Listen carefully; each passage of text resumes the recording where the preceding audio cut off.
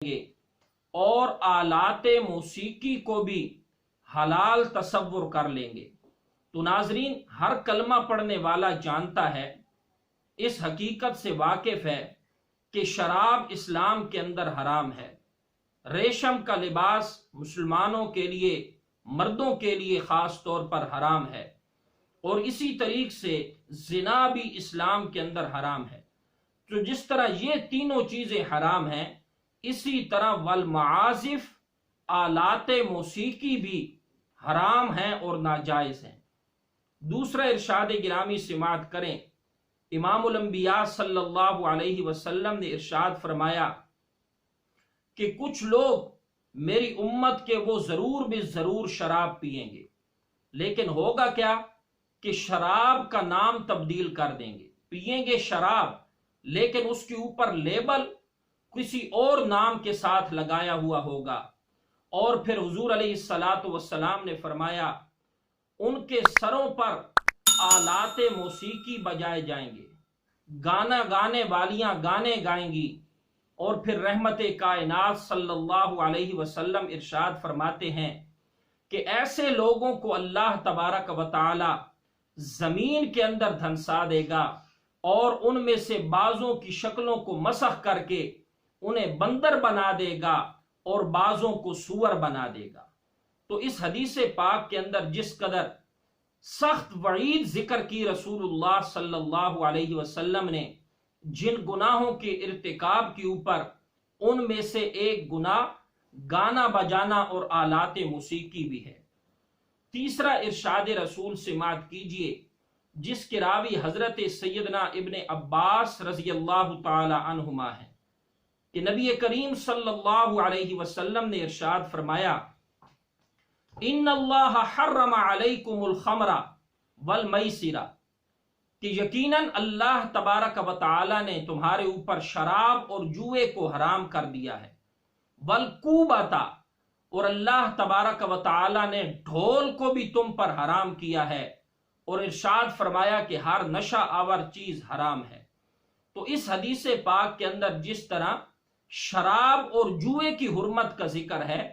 اسی طرح ڈھول کی حرمت کا بھی ذکر رسول اللہ صلی اللہ علیہ وسلم فرما رہے ہیں۔ اسی طریق سے نبی کریم صلی اللہ علیہ وسلم نے آلات موسیقی کے اندر اور اس طرح کے دیگر گناہوں کے اندر مبتلا ہونے والوں کے متعلق ایک بڑی سخت وعید سنائی۔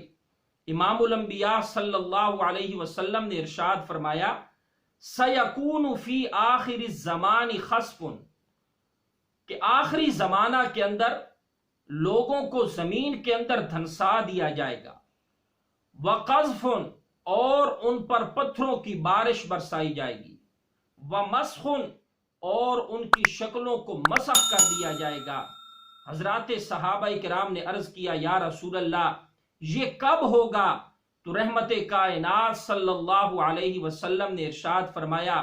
جب آلات موسیقی عام ہو جائیں گے اور گانا گانے والیاں عام ہو جائیں گی،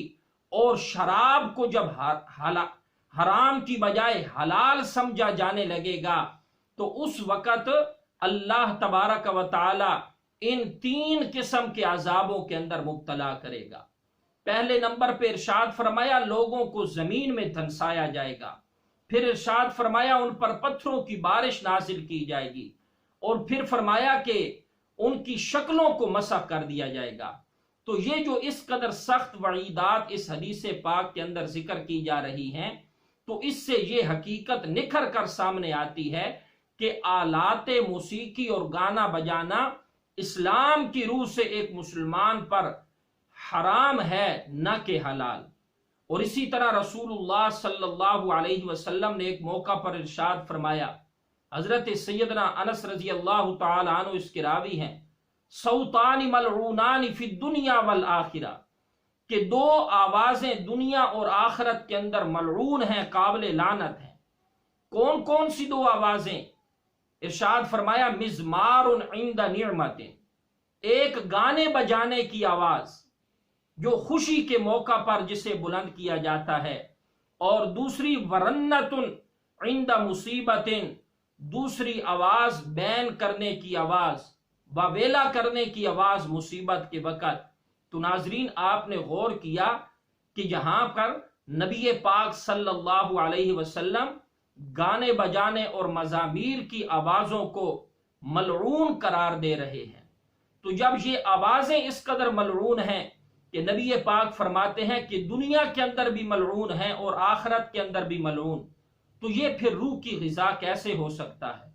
تو معلوم ہوا کہ موسیقی روح کی غذا نہیں ہے، روح کی غذا جو ہے وہ اللہ تبارک و تعالی کا قرآن ہے، کہ انسان اپنے آپ کو الہ العالمین کے کلام کے ساتھ وابستہ کر کے رکھے اور اس کے ارشادات کو بغور پڑھے اور اس پر عمل کرے، تو یقیناً اللہ تبارک و تعالی انسان کی زندگی کے اندر اطمینان اور سکون نازل فرمائیں گے۔ اللہ سے دعا ہے کہ اللہ کریم عمل کی